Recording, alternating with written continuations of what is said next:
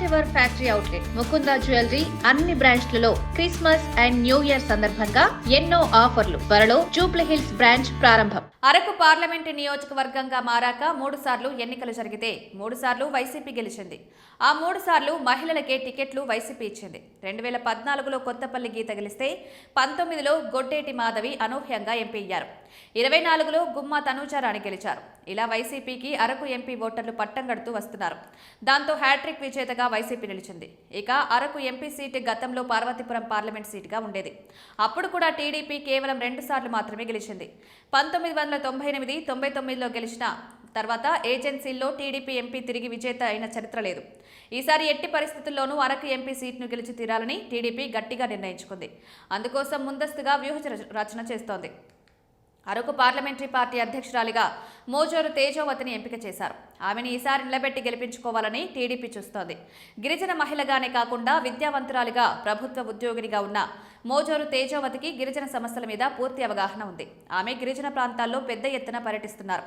ప్రభుత్వం అమలు చేసే కార్యక్రమాలను వారిని వివరించి వారి మద్దతుని కూడగట్టే ప్రయత్నం చేస్తున్నారు.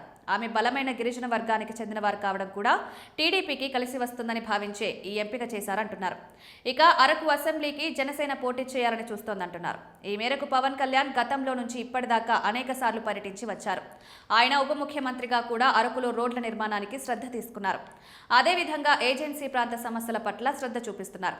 చంద్రబాబు సైతం ముఖ్యమంత్రి హోదాలో పాడేరులో గత నెలలో సామాజిక పెన్షన్లను పంపిణీ చేయడం ద్వారా అక్కడ గిరిజనతో మమేకమయ్యారు.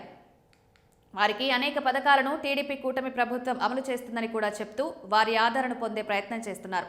వైసీపీలో చూస్తే నిర్లిప్తత అంతటా కనిపిస్తోంది. ప్రతిసారి వారినే గెలిపిస్తూ రావడం వల్ల కూడా ధీమా హెచ్చుగా ఉందంటున్నారు.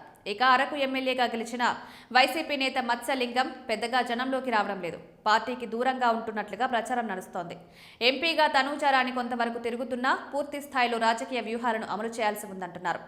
ఏజెన్సీ వైసీపీలో వర్గ పోరు ఉందంటున్నారు. గతంలో పాడేరు, అరకు నుంచి పోటీ చేసి ఎమ్మెల్యేలుగా గెలిచిన వారికి టికెట్లు ఇవ్వలేదు. దాంతో అసంతృప్తి వారిలో ఉంది. వైసీపీకి ఈ రోజుకి ఏజెన్సీలో బలముంది, కానీ సంస్థాగతంగా గట్టిగా నిలబడాల్సి ఉందంటున్నారు. కూటమి టార్గెట్గా చేసుకుని దూసుకుని వస్తున్న నేపథ్యంలో సరైన యాక్షన్ ప్లాన్ వైసీపీ కూడా రెడీ చేసుకోవాల్సి ఉందంటున్నారు.